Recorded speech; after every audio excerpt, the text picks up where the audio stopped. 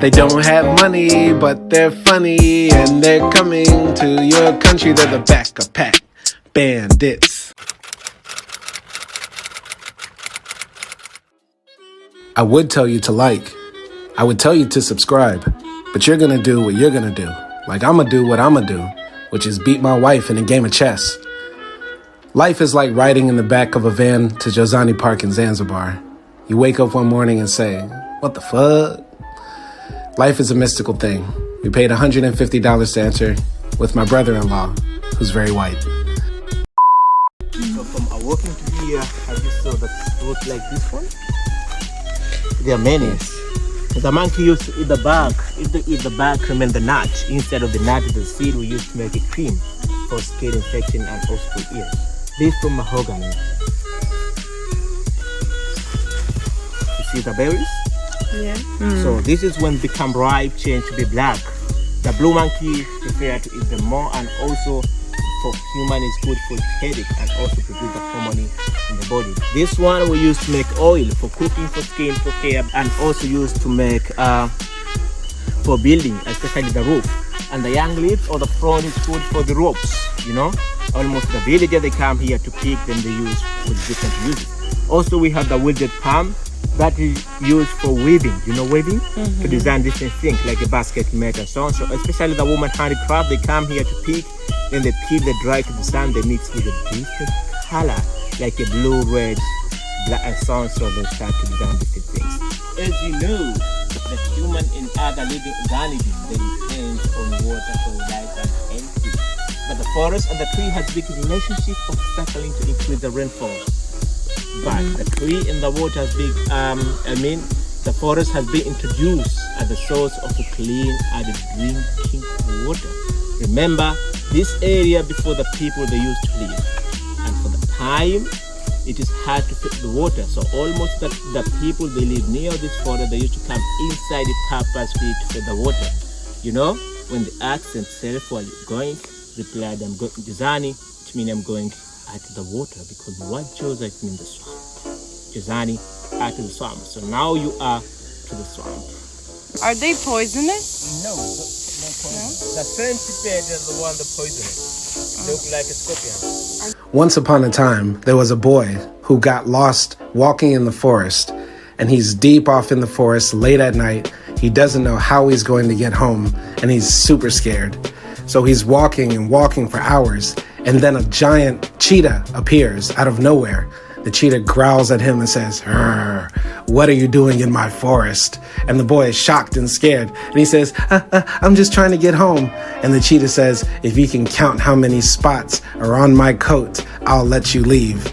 And the cheetah is laughing inside because he knows the boy can never count them.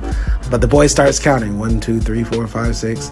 And the cheetah's licking its lips, getting ready to eat them. And the boy says, aha, 1,472.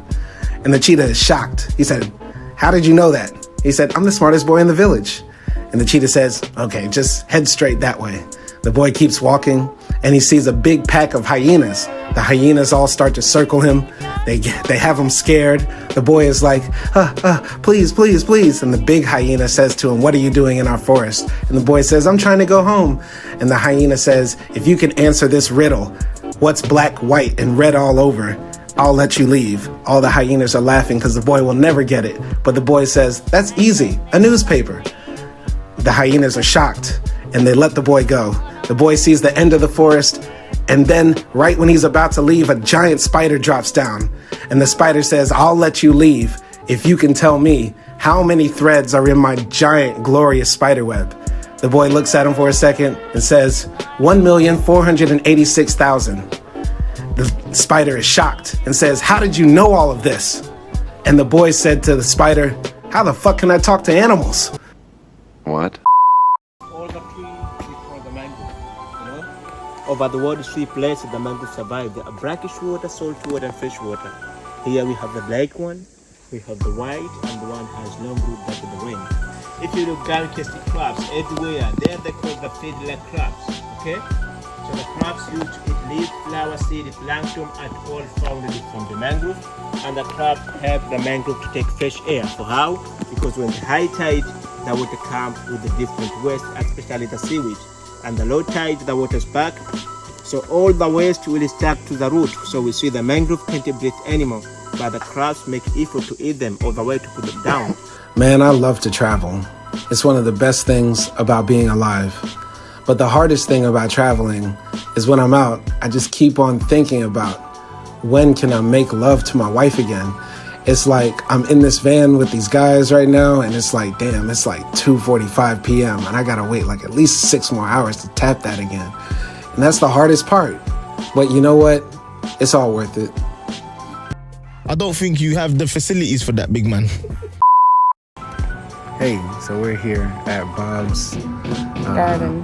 Bob's Garden, Swahili food, after looking at monkeys and and it was fun going into the forest. Haven't been on a good hike in a while. It was good. I think the menu here is really good. It's like all Swahili local foods. Yeah, I'm gonna eat a chuku fish. Hopefully it don't make me poo-poo. Wow.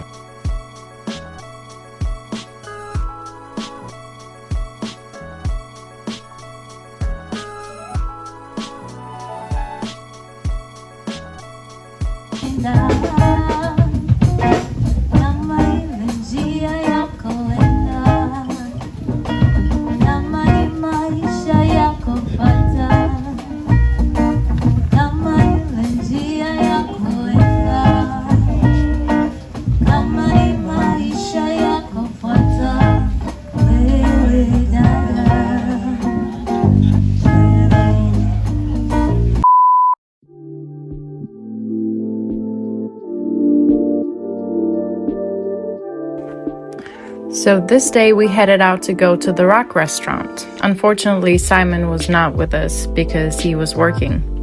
Actually, the first time we heard about this place, we were in Tanzania, and Simon's friend in Serbia said that we absolutely need to go to this restaurant. One thing you need to do before you go is make a reservation, and you can do this pretty easily online. The restaurant is located near Baoj, and it was almost an hour ride from our hotel. But going around in a car, Zanzibar is pretty nice because there are so many interesting and beautiful things to see on the road. From what I saw, Baoj is definitely more touristic than Watemwe. There are a lot of small hotels as well as big ones, and also a bunch of little restaurants and pubs.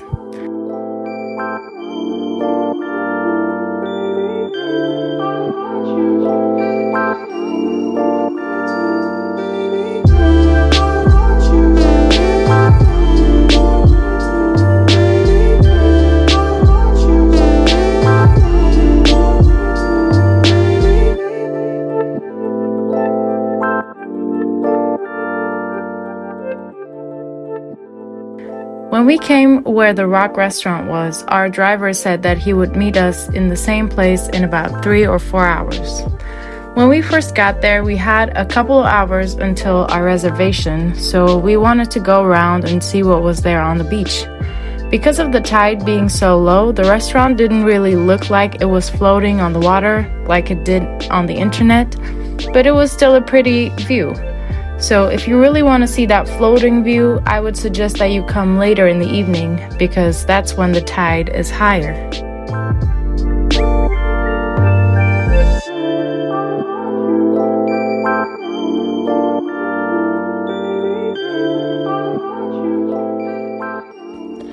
Anyways, we walked around the beach and there was almost like a sandbank structure in the middle. That's where we hung out. We walked a bit in the ocean and we tried to swim. Again, because of the low tide, it was hard to find a deep place to swim, but the beach here did not have a lot of sea urchins, so you could walk around. Though there were a lot of interesting seaweeds and a lot of starfish, and the view was absolutely breathtaking. So it was very much fun to just hang out here and chill and observe the ocean. After spending an hour or two on the beach, we went inside to check out some of the gift shops that they had here. And just a heads up, the stores here are very expensive because there are a lot of tourists here. Also, while we were trying to find where the stores were, we got into the back alley by accident, and I have to say it's always a weird feeling when you see all this glamorous stuff at one side and then the poverty on the other. So as we were walking, we went into this neighborhood that had a lot of crumbled old houses. We saw ladies who were hanging clothes. We saw children playing in a football field. And once again, it reminded me of how we can be so easily be blind to the poverty around us. And I have to be honest, when it was time to go to the restaurant, I felt very guilty to be going there and spending all this money on a fancy meal. Sometimes may be good, sometimes may be shit.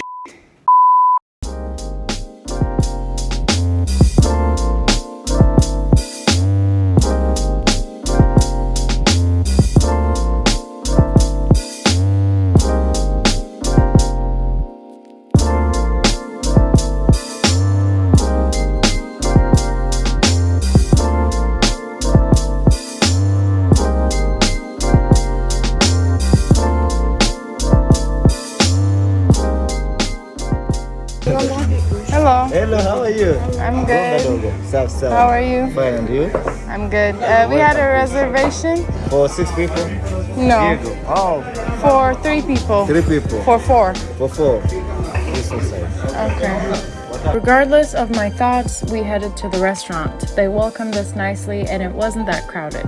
The guy in the front told us to sit inside, but we requested to sit outside and they had an empty place, so we went ahead and sat on the balcony. First, we got some drinks and an appetizer, which was like a fried calamari dish. The appetizers was really good, the fish was fresh, and honestly, this was the best thing that we ate in this restaurant. Very nice. Right now.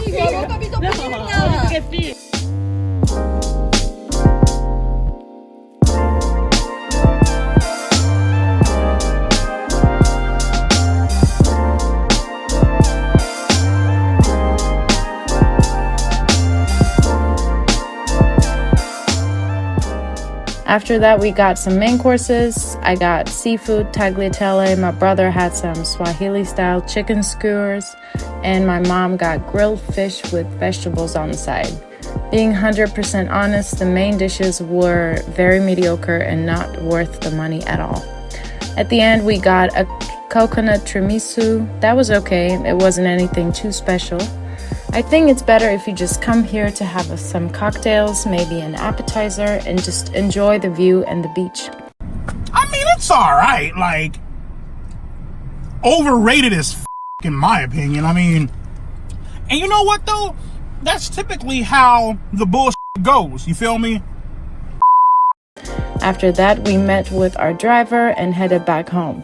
Next day, we were just chilling by the hotel, and in the evening, we went to the Celeste restaurant to listen to some live music.